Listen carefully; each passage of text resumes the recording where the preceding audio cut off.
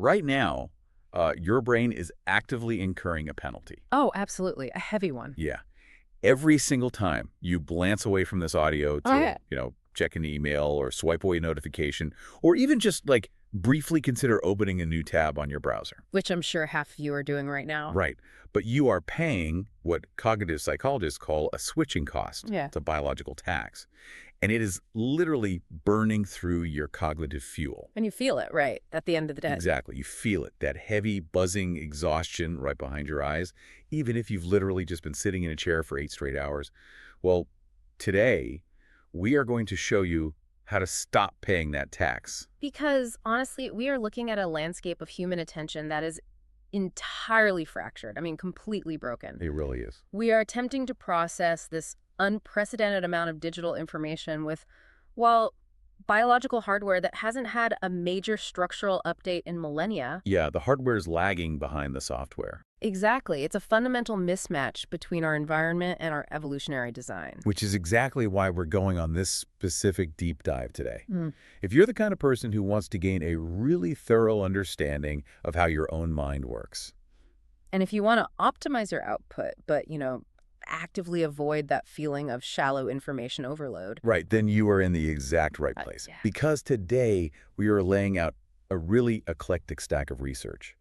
But there is a singular vital mission driving us. We are constructing a roadmap of human focus. A progression from raw grit to high-tech mastery. Spot on. We're going to pull from a master's thesis on the motivational psychology of amateur triathletes. Which is fascinating on its own. Oh, it's wild. Then we're diving into the cognitive neurology outlined in a book called Single Tasking in a Multi-Tab World. And then we'll break down the analog mechanics of the Pomodoro technique. But we aren't just stopping at the theory, right? No, definitely not. We are going to show you how this applies practically.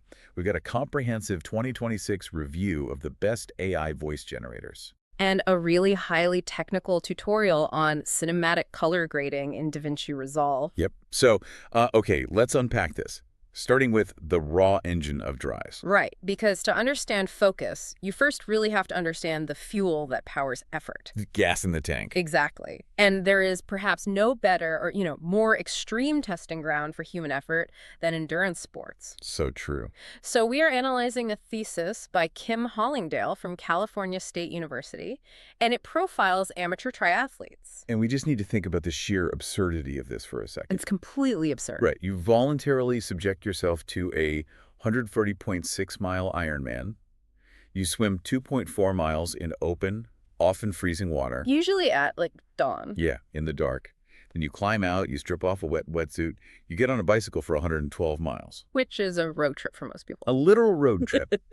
And then, because apparently your central nervous system just hasn't suffered quite enough, you run a full 26.2-mile marathon. Back to back. Yeah. People spend months, years, and thousands of dollars preparing for this. Why? I mean, what is the psychological engine that makes a human being do that? Well, the source approaches this using self-determination theory, or SDT. This was developed by Richard Ryan and Edward Dacey. And this was kind of a big deal in psychology, right? Oh, massive. It fundamentally shifted how psychologists view motivation. It argues that human behavior isn't solely driven by biological imperatives. Like seeking food or, running away from bears. Right. Instead, we are driven by 3 basic psychological needs that we crave just as intensely as sustenance. And those are autonomy, competency, and social relatedness. Exactly. Let's break those down. Yeah. Autonomy is that deep-seated need for ownership over your own life, right? The feeling that you are the author of your actions. Yes, you're in the driver's seat. Then competency is the drive to master your environment, to feel effective and capable of actually achieving a desired outcome. You want to feel good at something. Right. And social relatedness is the need to care for others and feel cared for, to belong to a community. So SDT proposes that every single action we take is, on some level, an attempt to fulfill those 3 needs. Even swimming in a freezing lake. Even that. But what the thesis maps out so brilliantly is what they call the self-determination continuum. Because we usually think of motivation as a binary, right? A light switch. Right. You either have it or you're lazy. But the continuum proves it is actually a highly nuanced sliding scale. Okay, let's walk the listener through this continuum, starting from the absolute bottom. On the far left, you have a motivation. Which is Exactly what it sounds like. Yeah, but it's not just being tired. It is the complete absence of intentionality. You feel entirely disconnected from the action, you don't value it, and you feel completely devoid of control. It's like walking on a treadmill while staring blankly at a wall, not even knowing why you drove to the gym in the first place. Exactly. Just pure apathy. So from there, we cross the threshold into extrinsic motivation. But the researchers break this down into four very distinct regulatory styles. And they get progressively more self-determined as you move up. Okay, what's the first one? The lowest form is external regulation. This is where you are running solely to win a medal, or maybe to get a cash prize, or just to avoid being yelled at by a coach. So it's purely transactional. Totally transactional. Right. Then you move a step up to introjected regulation. Introjected. Yeah. This is where you basically internalize that external pressure. You become your own abusive coach. Oh, wow. Yeah, you aren't doing the workout because you want to. You're doing it to avoid the crushing guilt and shame of skipping it. Or maybe to boost a fragile ego. That sounds like a really heavy negative psychological weight to carry around. It is. It's exhausting. But the shift happens at the next stage, which is identified regulation. Okay, so things start getting a bit healthier here. Yes. Here, you actually begin to value the behavior. I mean, you might not enjoy waking up at 4 a.m. Nobody does. But you do it out of choice because you deeply value the health benefits or the personal goal you've set. Got it. It's a choice. Right. And finally, the most advanced form of extrinsic drive is integrated regulation. Meaning it's integrated into your life. More than your life, your identity. The behavior is fully assimilated into who you are. You don't just do triathlons. Your identity is literally, I am a triathlete. Okay, so that's the extrinsic side. And then we hit the holy grail on the far right of the continuum, intrinsic motivation. The gold standard. Doing the activity purely for the inherent joyful satisfaction of the activity itself. And the thesis actually splits this into three flavors, right? It does. The intrinsic drive to know and explore, the drive to accomplish and develop new abilities, and the pure drive to experience the physical sensations of the sport. It really is a beautiful theoretical framework. But, reading this, it exposes a massive bias in how our society talks about success. How do you mean? Well, we've created this moral hierarchy. We view intrinsic motivation as pure and noble and sustainable. But we view extrinsic motivation as shallow or fleeting or even kind of toxic. That's a really good point. But wait, is extrinsic motivation actually a bad thing? Yeah. I mean, we talk about it like it's a dirty word. It's really not. Let's look at this practically. Say intrinsic motivation is the deep, slow-burning fuel tank that keeps a massive cargo ship moving across the ocean. It's essential for the long journey. Sure. But isn't extrinsic motivation just like a shot of nitrous oxide in a race car? Oh, I like that analogy. Right, it's a cheap, volatile chemical, and it burns out incredibly fast. But sometimes you are staring at a massive vertical hill, and you just need that explosive hit to get over the crest. That maps perfectly onto the reality of human endurance. I mean, Ryan and Desai themselves acknowledge that nobody operates purely on intrinsic joy 100% of the time. Right, like when you were standing on the edge of a freezing lake at dawn in the pouring rain. You are likely not feeling the pure intrinsic joy of the human experience. Exactly. You were relying heavily on interjected regulation. The guilt of letting your training partners down just to get your body into the water. Which is exactly what the data in this study revealed. They surveyed 472 amateur triathletes. It's a pretty good sample size. Yeah. And the differences between the top performing athletes, the ones placing in the top 25% of their age groups, and those who just participate for pleasure were totally counterintuitive. Because you'd think the elite amateurs are just floating on a cloud of intrinsic love for the sport. Right. And they absolutely do score higher on self-determined styles like intrinsic and integrated regulation. They deeply identify with the sport. Right. But they also scored significantly higher on extrinsic measures, specifically identified regulation. Right. They acutely recognize the external value of the grueling work. They are pulling from every single fuel source available on that continuum. Whatever gets them across the line. But what really stood out to me in the data? It was that the top performers scored significantly lower on competence frustration and autonomy frustration. Right, meaning they feel highly capable and deeply in control of their schedules. Which makes sense. If you are dominating a sport, you feel in control. But then the researchers sliced this data by gender, and a much darker, much more complicated picture emerged. The gender data is profoundly revealing. Male triathletes consistently scored higher on the extrinsic factors, external, identified, and integrated regulation. So they were more driven by the external markers of success. Exactly. The gear, the race times, the public identity of being an Ironman. But female athletes reported significantly higher levels of need frustration. Specifically, autonomy frustration. And the qualitative interviews in the thesis explain exactly why this happens. Yeah, society and often personal circumstance places a massively disproportionate load of domestic and caregiving expectations on women. So carving out 15 to 20 hours a week to train for an Ironman isn't just a simple scheduling conflict for them. No, it is often a radical, socially discouraged act of defiance. There is this constant grinding tension between the desire to train and the external demands of family life. There was one interview subject in the source, a 42-year-old mother, and she articulated this just perfectly. She stated that her entire identity had been consumed by being a stay-at-home mom. Right. And she started training for triathlons, in her exact words, to have something for myself.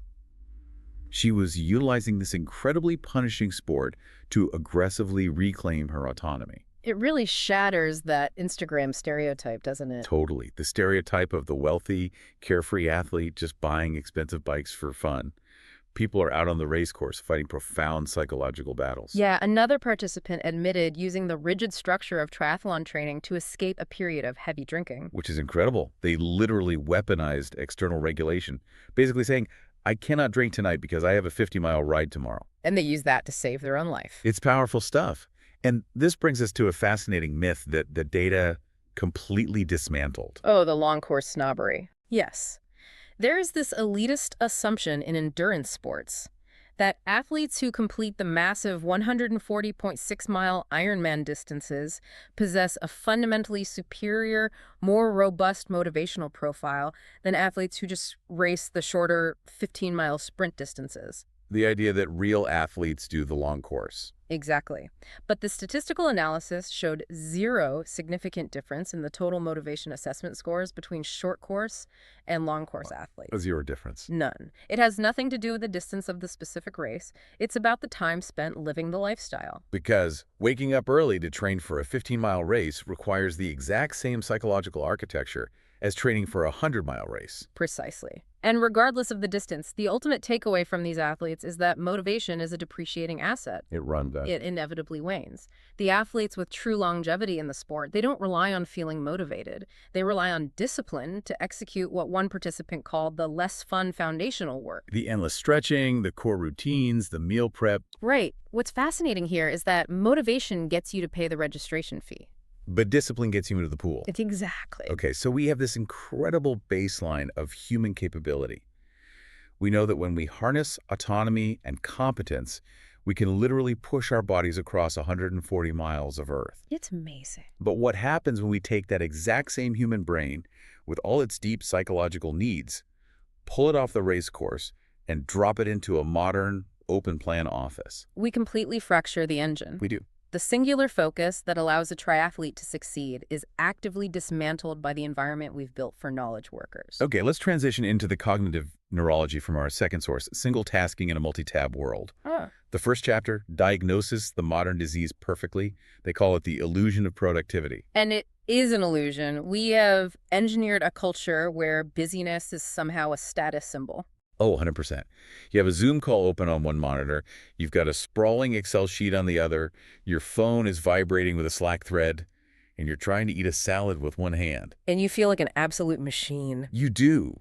You feel productive because your brain is receiving a constant stream of microstimuli.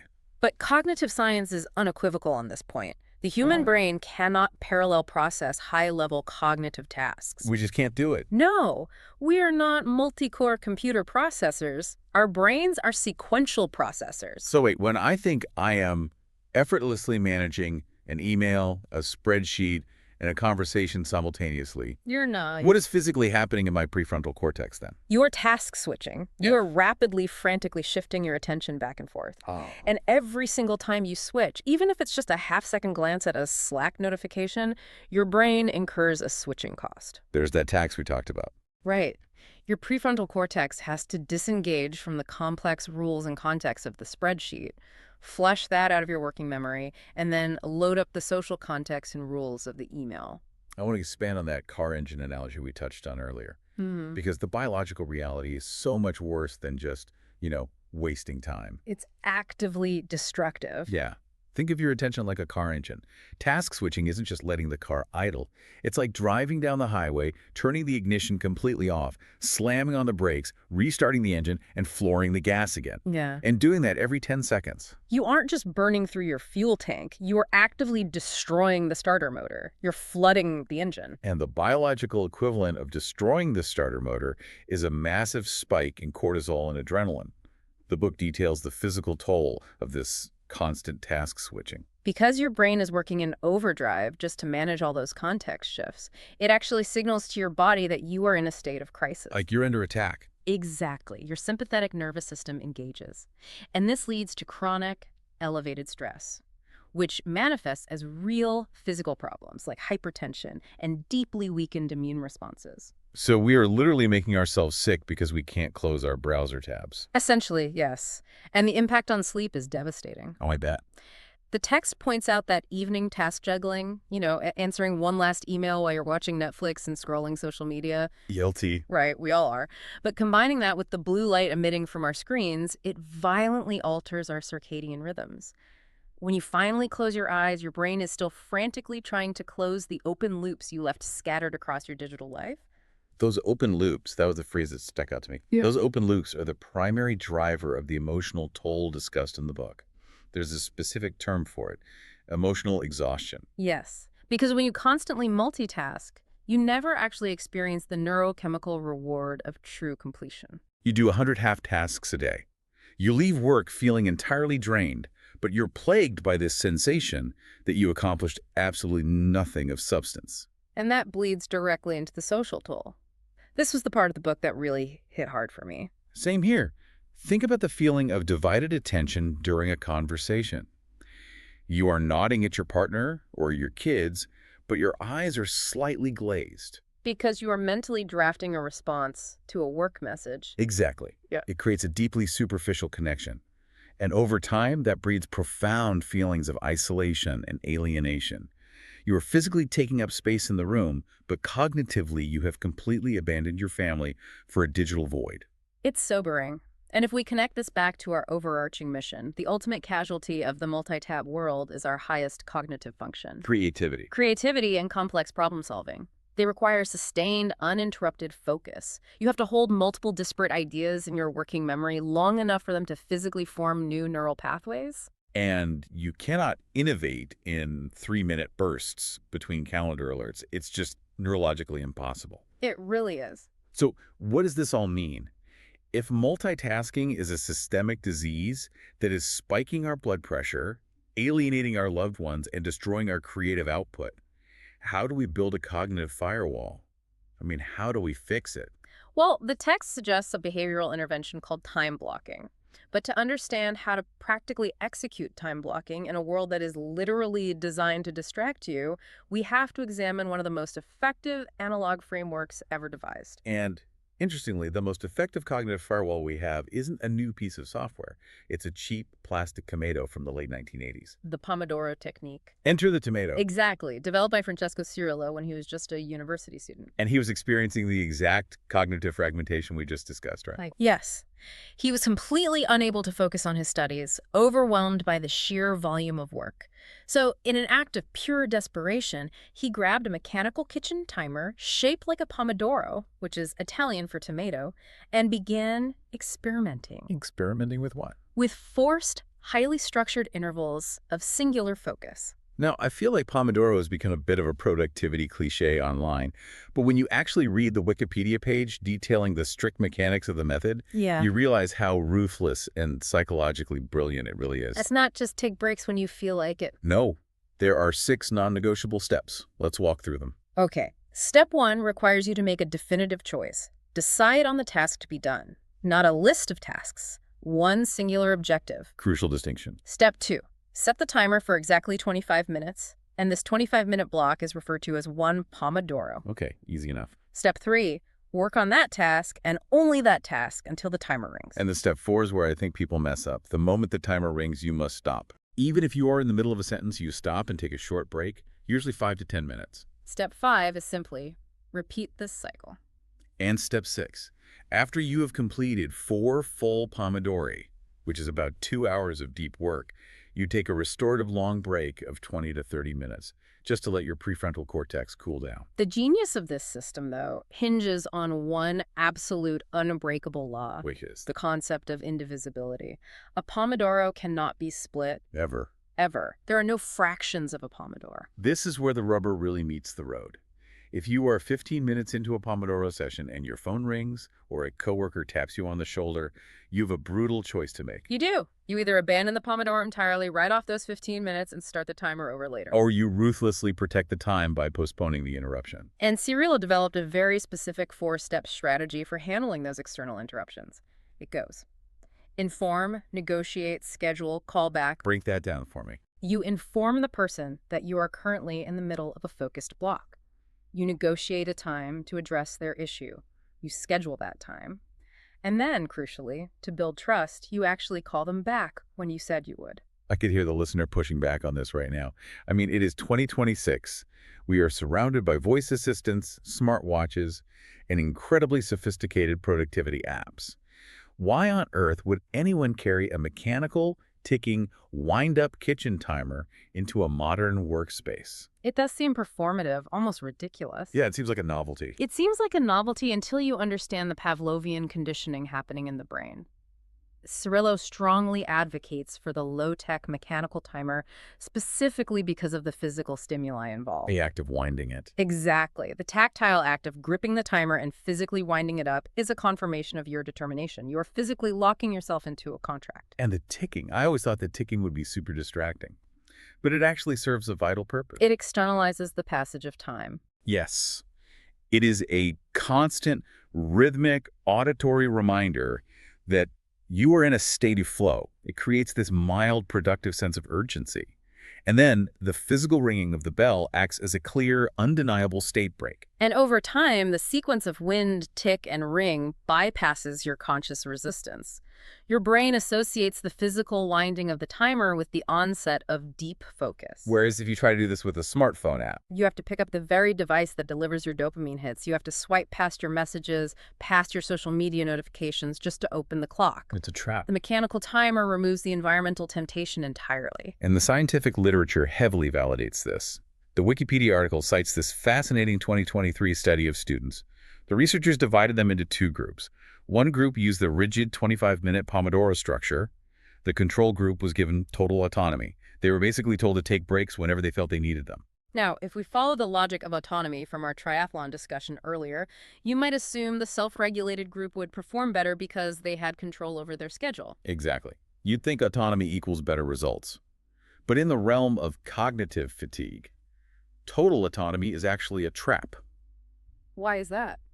The study revealed that the students who took self-regulated breaks experienced significantly higher levels of mental fatigue and lower levels of concentration than the Pomodoro group. Wow. And this was further corroborated by a massive 2025 meta-analysis. It definitively proved that time-structured Pomodoro interventions consistently outperform self-paced breaks. Because human beings are terrible judges of their own cognitive depletion, aren't we? We are the worst judges. Without a rigid structure, we tend to push ourselves until we are completely burned out. Or, conversely, we take a break at the first sign of slight difficulty, mistaking a challenging problem for fatigue. Right, so the 25-minute structure forces you to push through the initial friction of a difficult task, but it saves you from catastrophic mental burnout at the end of the day. It's a perfect safety net. Let's take a breath and look at the roadmap we've built so far. We started by exploring the deep, raw psychological drive of human beings, our desperate need for competence and autonomy on the race course. Then we examine how the modern multi-tab environment preys on those needs, fracturing our attention and leaving us emotionally exhausted. And we just established a rigid analog framework, the 25-minute indivisible block, to reclaim our focus.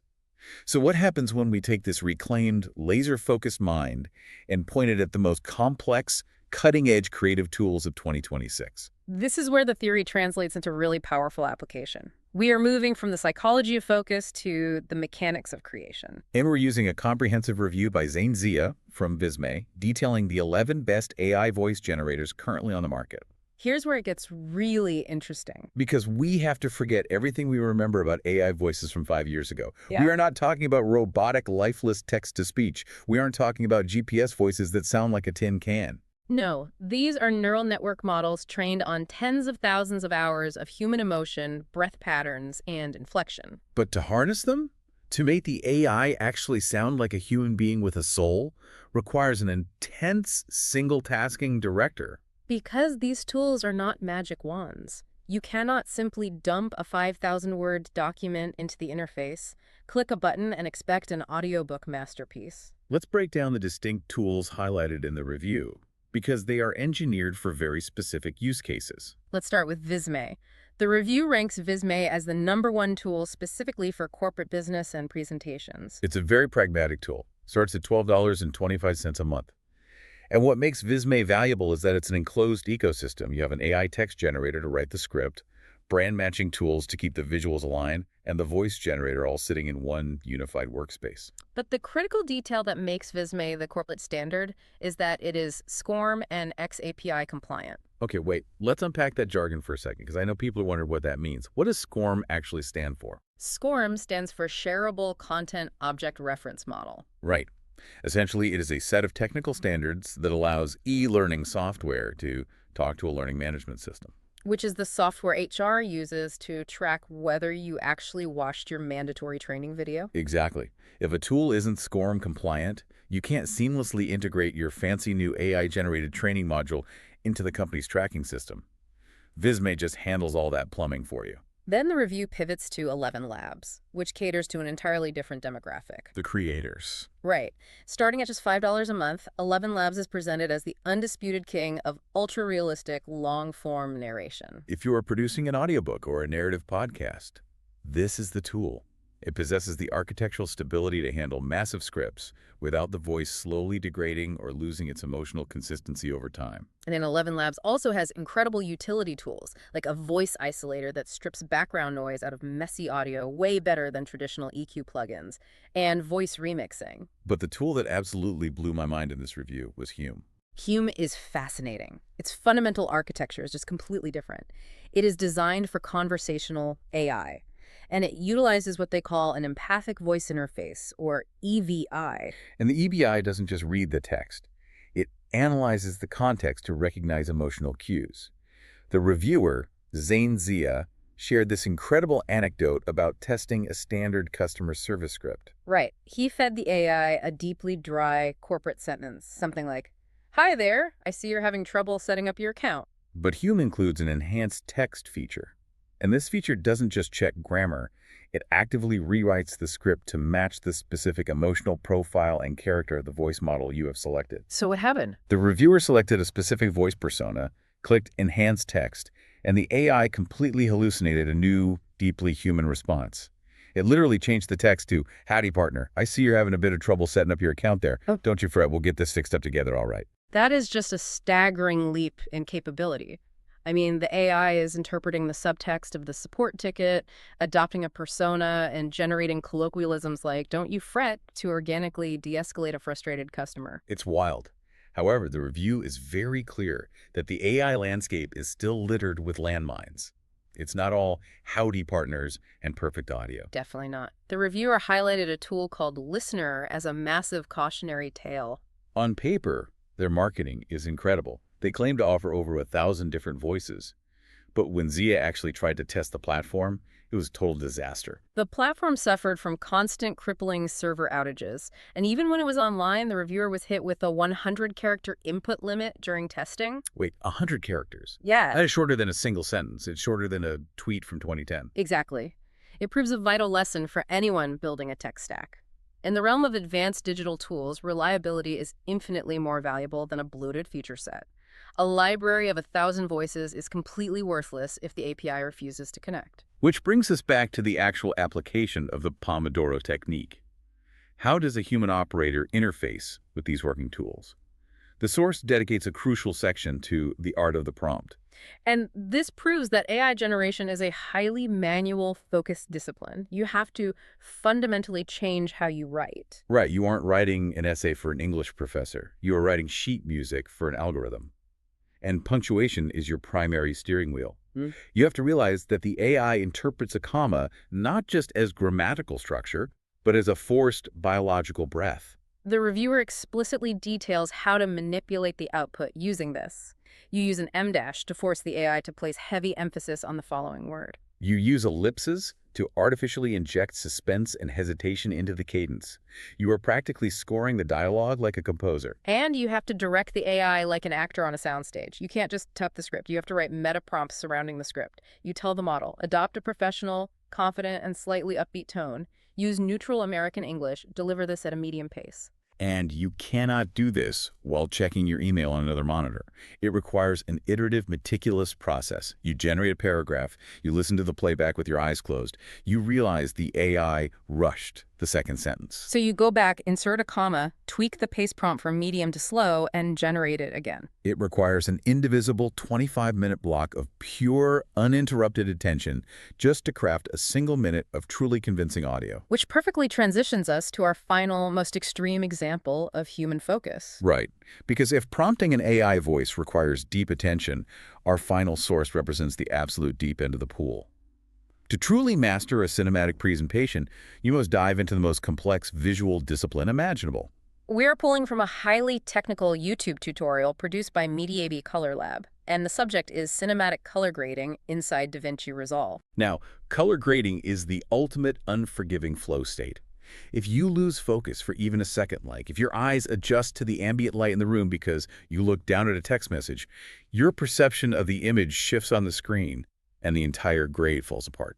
What is fascinating about professional color grading is its architecture. It relies on something called a node tree. A node tree. Yeah. A node tree is essentially a visual flowchart of mathematical operations, and it perfectly mirrors the disciplined, step-by-step logic of the Pomodoro technique. You do not attempt to adjust color, contrast, and brightness all simultaneously. You build the image sequentially. Let's walk through this workflow because it is incredibly intricate. Step 1 is dealing with color space transforms, or CSTs. In this specific tutorial, the colorist is working with raw digital negative footage shot on a high-end RED cinema camera. To understand the complexity here, you have to understand how that massive camera sees the world. The footage exists in a huge proprietary color space known as RED wide gamut RGB, utilizing a gamma curve called redlog 3G10. And to the naked eye, this raw footage looks terrible. Just awful. It is flat, it's milky, gray, completely devoid of contrast. But you have to think of it like a massive, unsorted database of light. The camera captured everything from the blinding sun to the deepest shadows, but it hasn't organized any of it yet. So the colorist uses the very first node to transform this raw RED data into a universal working space called DaVinci Wide Gamut Intermediate. DaVinci Wide Gamut is essentially an infinitely large sandbox. It allows the colorist to manipulate the color math without ever clipping or destroying the original data captured by the camera's sensor. It's like translating an ancient, incredibly dense language. You take the massive vocabulary the RED sensor saw, you translate it into DaVinci's universal language where you can actually work with it. And then, in step 2, you have to carefully shrink that massive vocabulary down so a normal television or a smartphone screen can actually display it without breaking. That shrinking process happens in the output CST node. They mathematically transform the image out of the massive DaVinci workspace and squeeze it into Rec 709. And Rec 709 is the global standard color space for broadcast television and web video. They pair this with a gamma curve of 2.4, which dictates exactly how the contrast is distributed in a standard viewing environment. But the most critical part of this output step is something called tone mapping. The tutorial specifies using DaVinci's tone mapping algorithm, capping the maximum output at 10,000 nits. To understand why this is vital, imagine trying to pour a gallon of water into a pint glass. The gallon is the raw camera data. The pint glass is your iPhone screen. Right. If you just pour it in, the data overflows. In video, that overflow results in clipping. The bright sky turns into a block of ugly, flat white pixels with zero detail. Yeah, exactly. Tone mapping is the mathematical funnel. It takes that massive amount of bright light data up to 10,000 nits of brightness and compresses the highlights so they roll off smoothly and retain detail. It essentially mimics the way actual celluloid film reacts to overexposure. So the translation pipeline is built. The data is safe. Now the actual grading begins. And the instructor highlights a principle that applies across almost every discipline we've talked about today. The 80-20 rule. Yep.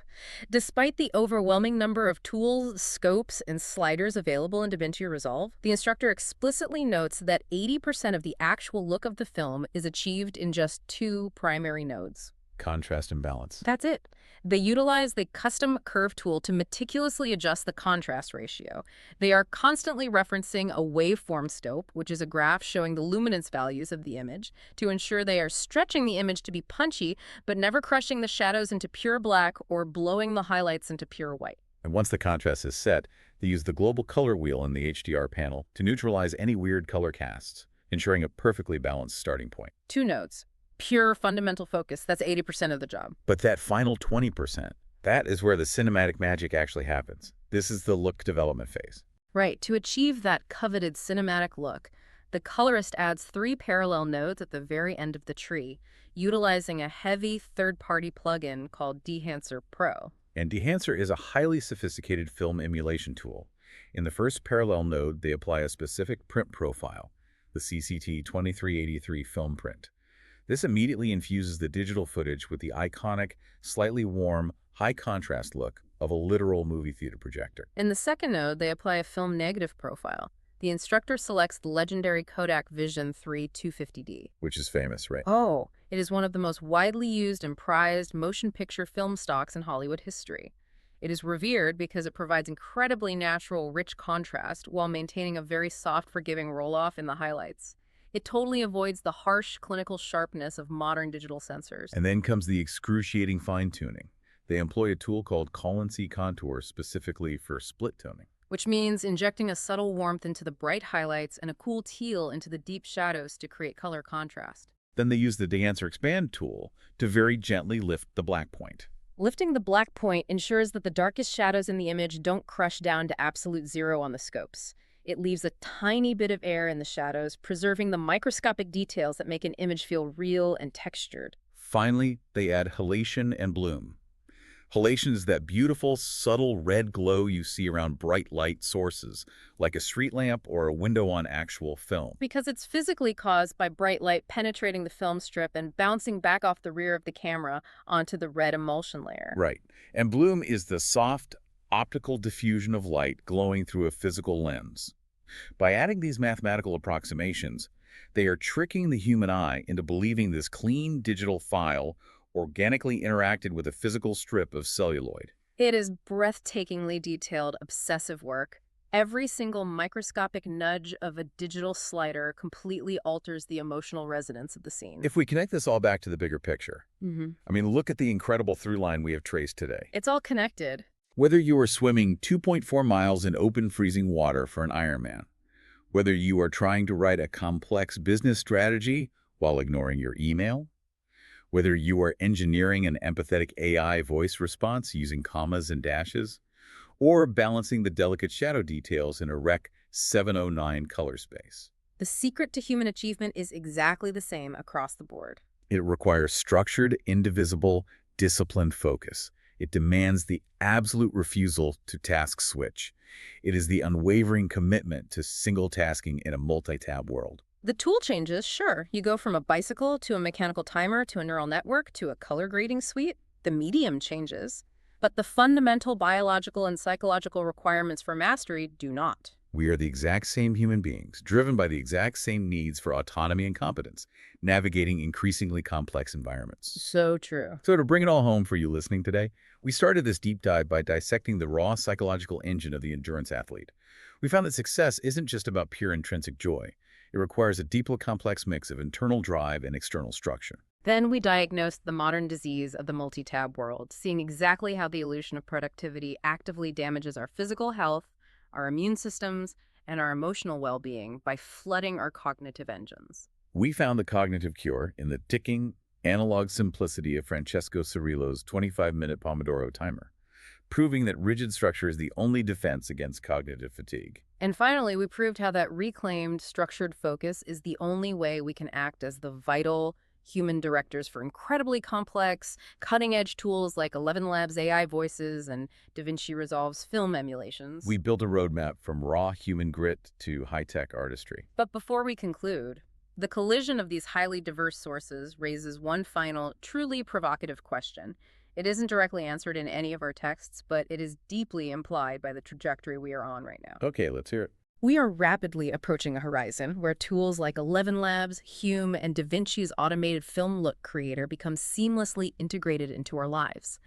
As artificial intelligence begins to successfully do the heavy lifting of creativity and execution for us, and as productivity hacks like the Pomodoro technique maximize our daily efficiency to its absolute theoretical limit. What happens? What happens to the human experience of struggle? If the digital tools can do the work perfectly, without friction, in a matter of seconds, does the grueling 14-hour physical suffering of the amateur triathlete become the only place left where we can truly experience the messy, unoptimized, deeply analog reality of being human? Wow. That is a massive thought to carry. Mhm. Are we optimizing away our own humanity, leaving the physical pain of the race course as our only remaining sanctuary? It's a real possibility. That is something you were going to have to chew on. Thank you so much for joining us on this deep dive. Before you go, we have one final challenge for you. Take a single, deep, uninterrupted breath before you open your next tab. Protect your attention, stay focused, and we'll see you next time.